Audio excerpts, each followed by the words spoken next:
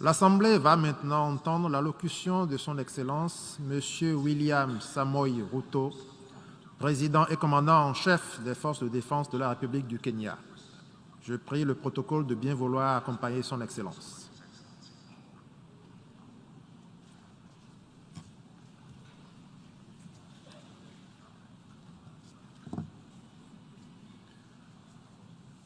Au nom de l'Assemblée générale, j'ai l'honneur de souhaiter la bienvenue à Son Excellence M. William Ruto, président et commandant en chef des forces de défense de la République du Kenya, et je l'invite à prendre la parole devant l'Assemblée.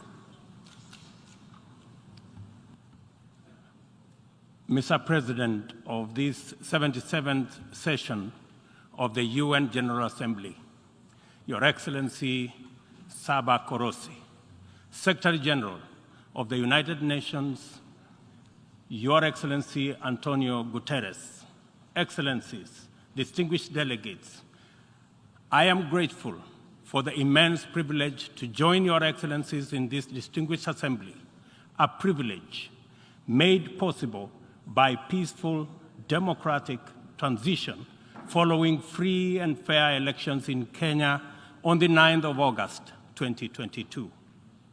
Elections that not only stand as testimony of the universal power of democracy, but also of the manifest ability of African peoples to invest in stronger nations and a secure future, robust institutions, effective constitutions, and the impartial administration of the rule of law guarantees the achievement of shared aspirations.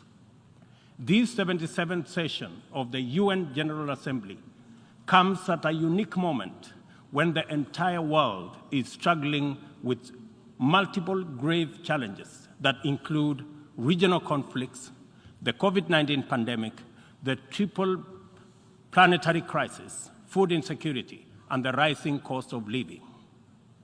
I take this opportunity to congratulate you, Mr. President, on your election to preside over this session, and to express my confidence that your wealth of experience offers us significant assurance of your good leadership. Your motto, solutions through solidarity, sustainability, and science, succinctly captures with particular resonance the urgent imperatives of our time. I assure you of Kenya's firm support and cooperation during your tenure. I further take this opportunity to commend your predecessor, His Excellency Abdullah Shahid, for his bold steps in steering the United Nations community and for ensuring its business continuity under the unprecedented circumstances occasioned by multiple global threats, such as the COVID-19 pandemic. Excellencies, human well-being is under grave threat. The health of the planet requires urgent attention. The immense pressure exerted by conventional threats such as climate change, the global food crisis, terrorism, cybercrime, and armed conflict has been compounded by unprecedented, devastating disruptions due to COVID-19.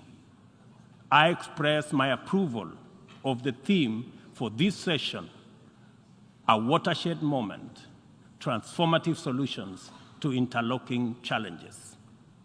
Because it boldly signals the window of opportunity we now have to escalate our engagement from firm consensus to decisive action.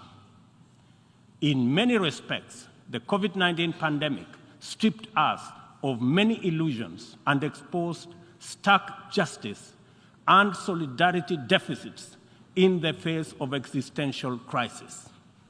It brought into sharp focus the global economy's two-lane highway, repressively patrolled by a rising tide of exclusionist nationalism, a specter that undermines prospects of collective action and significantly impairs the resolve of the international community to guarantee fundamental rights, including safety and dignity of the world's vulnerable majority.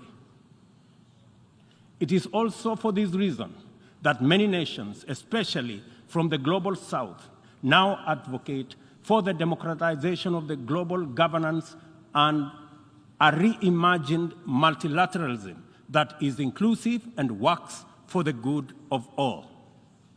Kenya stands ready to work with other nations to achieve the Pan-Africanization of multilateralism and a more just and inclusive system of global governance. It is important to reflect on these matters as we do our best to get our people, enterprises, and industries back on their feet so that the engine of development can power our societies towards prosperity that actually leaves no one behind. Building back better is the universal rallying call to incorporate lessons learned into doing more in a better way to recover from the shock. I suggest that we have a golden opportunity to faithfully adhere to this motto by augmenting it in word and in deed with an additional B, building back better from the bottom. Building back better from the bottom upwards is essentially about including the marginalized to working maturity in the economic mainstream. The bottom millions relentlessly wage their daily battle for survival in a crowded arena characterized by scarcity of opportunity and generally precarious existence. The ingenuity, optimism, resilience, and energy in this ever-bustling bottom is sometimes called hustling. Invisibly to policymakers and beyond the reach of many public services, these hustlers take nothing for granted, surviving overwhelming odds and frequently succeeding greatly. In the words of Abraham Lincoln, things may come to those who wait, but only things left behind by those who hustle.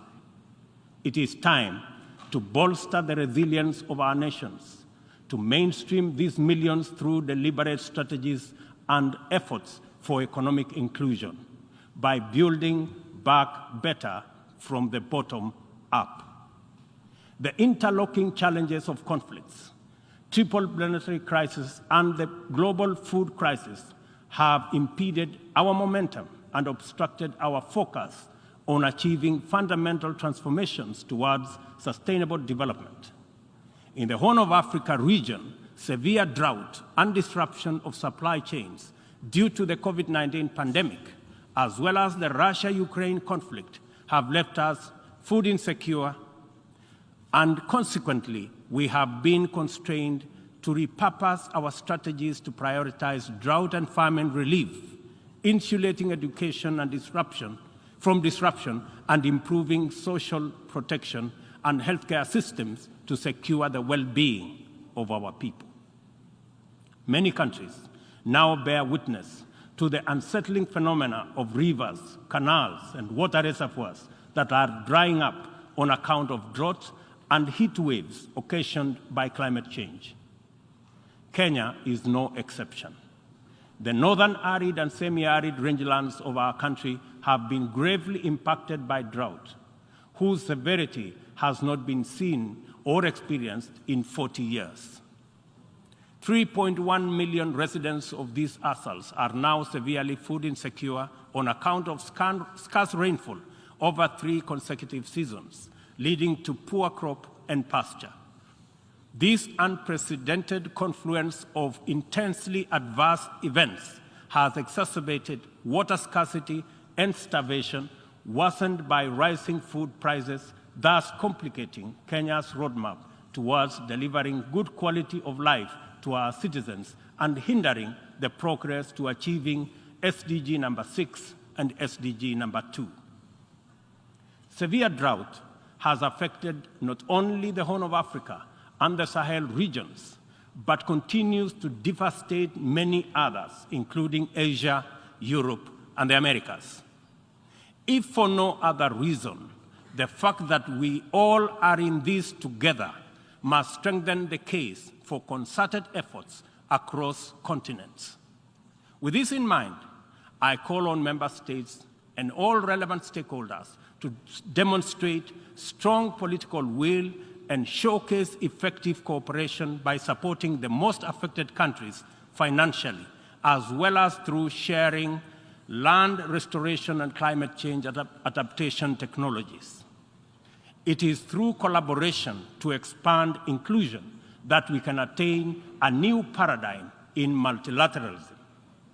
The latest report of the Intergovernmental Panel on Climate Change reminds us that we cannot afford to waste another moment debating the merits of doing something vis-à-vis doing nothing.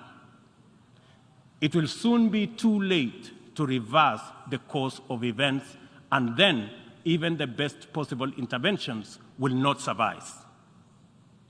As leaders, every day is an opportunity to expedite our efforts to confront the triple planetary crisis. It will be recalled that during the Stockholm Plus 50 meeting, which Kenya had the honor of co-hosting with Sweden, there was consensus from states on the need to act urgently in addressing environmental impacts. Given this agreement, it is deeply concerning that little progress has been made in respect of the needful actions. It is time to collectively contemplate urgent measures needed to implement high-priority actions required to contain ongoing disruptions as we deliberate on long-term implementation approaches to be undertaken. I fully agree with the Secretary General's memorable statement that, and I quote, "We have a rendezvous with a climate disaster," end of quote. I add that we must not be taken by surprise. If indeed forewarned is forearmed, this is our opportunity to mobilize with tremendous urgency and take action at once. Excellencies, the agricultural sector has an important part to play in reducing the severity of climate change. A number of practices have a bearing, positive or negative, on various dimensions of the environment. Investing in modern agricultural technology is therefore one important avenue towards tackling prevailing environmental changes. Kenya is responding through substantial investment in climate-resilient agriculture. At the core of our 10-year strategy for agricultural sector growth and transformation are 9 flagships. They include the registration of farmers to direct incentives, improving farmer practice through customized extension services, monitoring of emergency food reserve stocks using digital food balance sheet, and the use of early warning systems to monitor food supplies and market prices. Agriculture remains the bedrock of the development of many nations and will thus continue to hold the key to the creation of equitable and sustainable growth for our people. No country, large or small, has ever attained significant growth without modernizing its agricultural sector. And as we rededicate ourselves to these targets, we must, in the immediate term, find answers to the severe deficit in the availability, flow, and accessibility of fertilizer to our farmers worldwide. I couldn't agree more with Secretary General Guterres on his warning right here yesterday that, and I quote, "Without action now, the global fertilizer shortage will quickly move into a global food shortage," end of quote. We are encouraged to note that education, health, agriculture, and numerous other public services have become increasingly reliant on digital access. The world needs greater investment in the development of ICT infrastructure, accompanied with policies that support innovation and increased acquisition and deployment of technology. In so doing, we should be driven by the conviction that these measures offer a viable shortcut to poverty reduction and the promotion of inclusive development.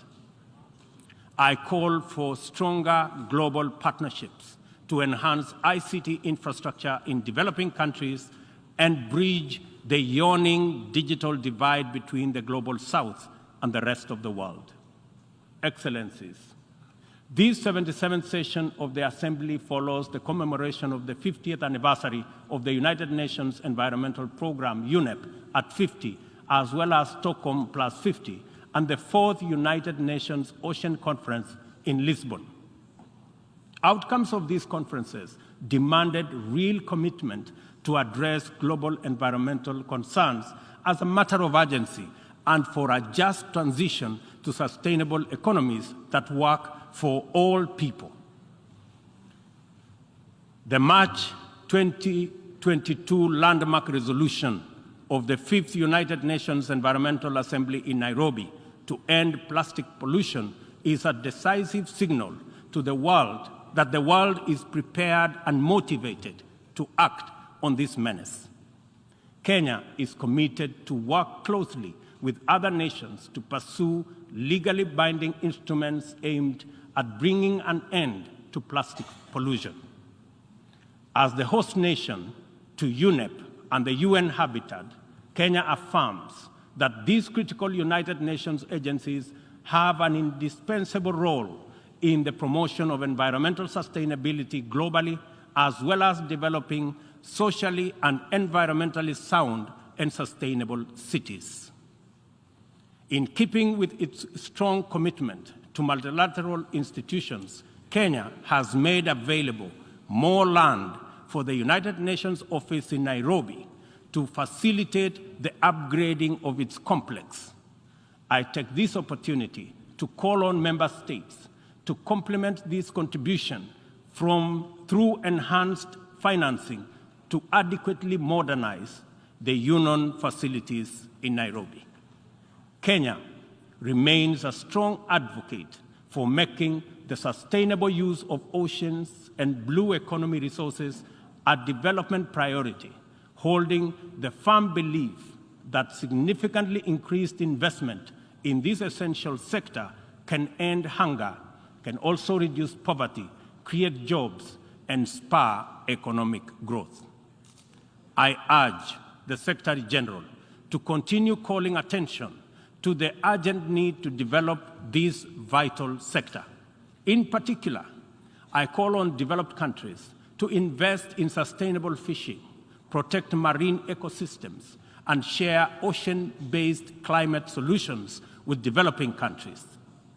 For our part, I am pleased to report that building on the historic 2018 Sustainable Blue Economy Conference in Nairobi, Kenya is reviewing its national blue economy strategy to strengthen community structures in participatory management of freshwater, coastal and marine resources and ecosystems.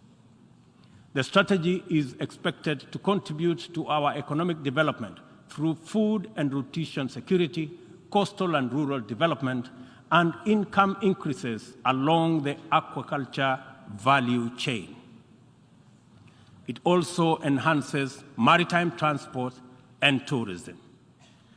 We invite development partnerships to invest in Africa towards building capacity to sustainably utilize marine resources. We must rally together to make the best use of Africa's vast blue resources in developing our economies while meeting our climate targets.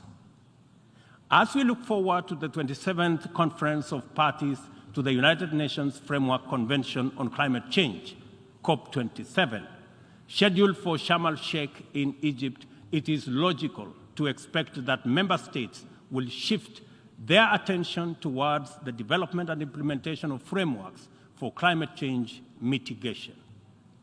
Accomplishment of pending actions by member states is essential for the implementation work that lie ahead. I therefore call upon all of us to urgently deliver on all commitments made towards climate change financing. On this matter, it is critical to emphasize that we are running out of time. Over the past decade, Kenya has sustained its aggressive pursuit for rapid socioeconomic transformation through three principal roadmaps. First is the Kenya National Vision 2030. Second, the formal long-term blueprint aimed at transforming Kenya into a newly industrialized, upper middle-income country, providing high quality of life to its citizens in a clean and secure environment by 2030. The second has been the Africa Union's Agenda 2063, and the third, the Sustainable Development Goals. Kenya looks towards tapping into a variety of resources to catalyze the achievement of these interlocking and mutually reinforcing objectives. The disruption and ensuing crisis due to COVID-19 pandemic compelled us to diversify our focus into new interventions, including economic stimulus program, a COVID-19 economic recovery strategy, and a COVID-19 socio-economic re-engineering recovery strategy, all aimed at mitigating the adverse impacts of the pandemic. I confirm that we have done the best of everything we could in the circumstances. Nevertheless, it is not enough. Kenya and the rest of Africa, like other developing nations, are in need of greater international partnership and cooperation to avert economic crisis in the wake of the pandemic. Developing countries, being heavily burdened by external debt servicing, run the risk of losing development gains due to the shocks inflicted by the pandemic and associated disruptions. I call upon global financial institutions and the international community to take urgent measures and release all existing financial instruments to provide much-needed additional liquidity and secure better fiscal space for developing countries like Kenya to enhance social investment, support climate change adaptation and mitigation, and address security needs and resolve development financing challenges. On behalf of Kenya, therefore, I join other leaders in calling upon the World Bank, the International Monetary Fund, and other multilateral lenders to extend pandemic-related debt relief to the worst-hit countries, especially those affected by the devastating combination of conflict, climate change, and COVID-19. Furthermore, I urge the G20 to extend and expand the scope of the common framework to suspend or reschedule debt repayments by middle-income countries during the pandemic recovery period. At this point, I would like this distinguished assembly to take a moment and consider the peace and security landscape, a landscape currently beset with multiple challenges, yet abounding with considerable opportunities. Our home region of East and Horn of Africa is in particular burdened by significant conflicts and challenges with implications for the region's development. We stand on the cusp of first opportunity for galvanizing confidence-building measures to generate and sustain momentum towards sustainable peace. In its role as an anchor state in the region, Kenya has sustained our investment in diplomatic efforts to find lasting peace in multiple situations within and beyond the region. Although some processes have yielded undeniable success, challenges remain. I therefore strongly reiterate our call for partnership towards confidence-building measures and urge more concerted efforts towards sustainable peace and stability. Kenya is currently serving in the United Nations Security Council. I am proud to confirm that our engagement over the last 2 years has prioritized regional peace and security, countering terrorism and violent extremism, peace support operations, climate and security as critical contributions to the collective efforts to build a safer, more prosperous, and peaceful world. I am also proud to state that Kenya has continued to champion closer cooperation between regional mechanisms and the Security Council as an effective means to achieving international peace and security. Kenya continues to advocate the renewal of the Africa Union security architecture, which draws comparative strength from the highly productive complementarity between the United Nations, the Africa Union, and the regional economic communities. Working closely with the two elected African countries of the A3 in the UN Security Council, we are committed to finding a stronger Africa voice in the Council and achieving a consensus-driven, rules-based multilateral system. It is our manifest intention to see greater Pan-Africanization of the global agenda in order to make multilateralism work for the people of the world in their diversity. It is time for multilateralism to reflect the voice of farmers, represent the hopes of villagers, champion the aspirations of pastoralists, defend the rights of fisherfolk, express the dreams of traders, respect the wishes of workers, and indeed protect the welfare of all peoples of the global South. Let me express the strong collective conviction of my country that the relevance, legitimacy, and moral authority of the United Nations will forever remain deficient, undermined by the absence of comprehensive reforms of the United Nations Security Council. We therefore remain firmly committed to reforming the Security Council to make it a more effective, representative, and democratic global institution. Given the magnitude and variety of challenges the world continues to confront, a more fit for purpose United Nations is urgently needed, one that possesses the legitimacy and efficacy in dealing with threats to international peace and security. A just and inclusive world order cannot be spearheaded by a United Nations Security Council that persistently and unjustly fails the inclusivity criterion. Similarly, threats to democracy will not be credibly resolved by an undemocratic and representative Security Council. It is vitally important for this critical institution to reflect the values it is entrusted to protect, to defend, to uphold on behalf of humankind.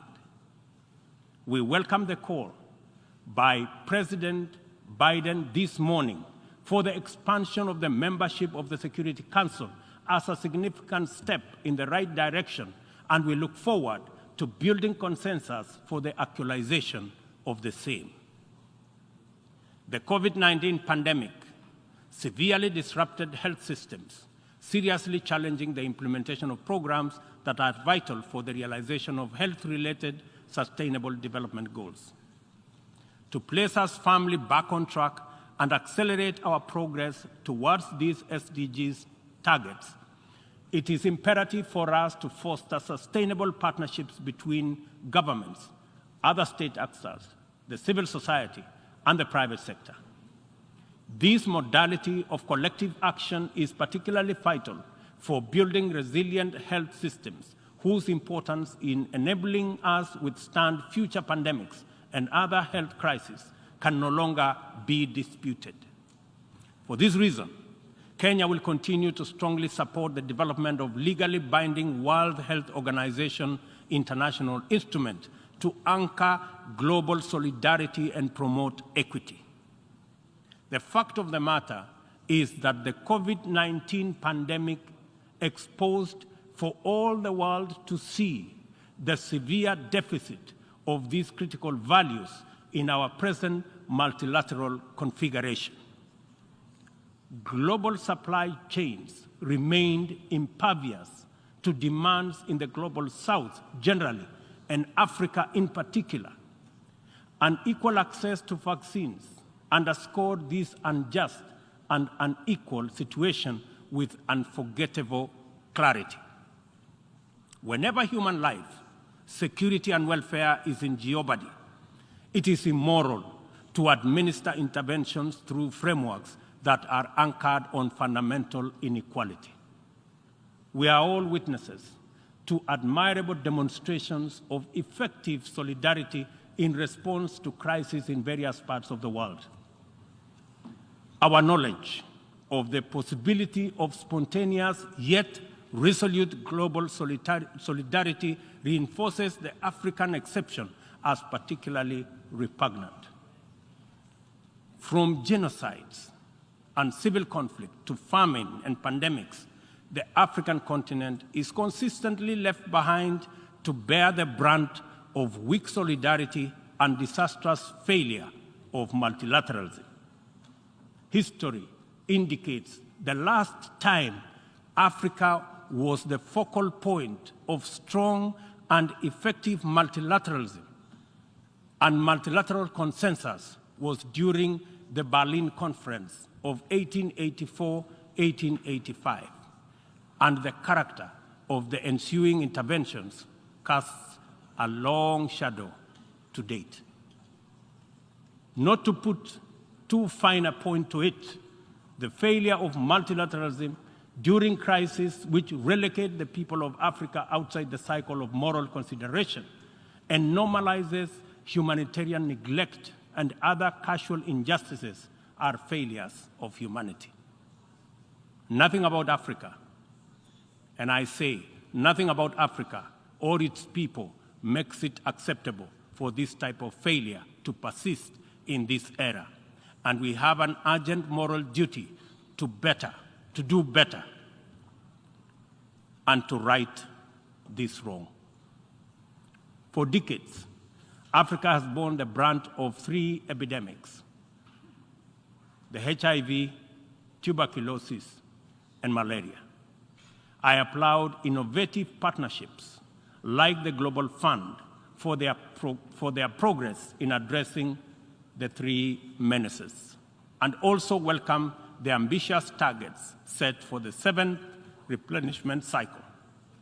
Kenya is committed to supporting the Global Fund and implementing the agreed targets in order to actualize our pledge at the replenishment conference. Kenya calls upon all countries implementing the Global Fund programs, especially fellow African states, to remain at the forefront in championing for successful replenishment of the fund. This way, the mobilization of much-needed resources is enhanced, bringing us closer to the final elimination of these dangerous diseases. In conclusion, Kenya joins the Secretary General in calling for the strengthening of multilateralism as the only sustainable path to a peaceful, stable, and prosperous world for all. This is the imperative of our time and the call of this moment. It is time to work on the trust deficit with stronger conviction that none of us is really safe until all of us are safe. The theme of the 77th session, and I quote, "a watershed moment, transformative solutions to interlocking challenges," end of quote, demands that we recognize the crises we must confront are interlinked in a complicated way. They can only be effectively addressed through more imaginative strategies and innovative formula. A population of 8 billion people in a densely networked world increasingly looks up to the multilateral system as the anchor for their individual aspirations directly and indirectly through robust national frameworks. Increasingly, therefore, the United Nations system is expected to be responsive to these needs, and for the proceedings in this forum, in a forum like this, to speak to ordinary people in far-flung reaches of our incredibly diverse globe. It is impossible to address all their individual needs directly, but it is possible to respond to all of them by speaking with conviction to the universal values of equality, inclusion, justice, solidarity, and collective action, and by making sure that all our interventions effectively reflect them with clarity. The integrity of the international order must be measured by the distance separating our resolutions, consensus, and agreement from decisions, actions committed, interventions, and effective solutions. A watershed moment, therefore, demands that we reduce that gap drastically and quickly. Kenya pursues numerous essential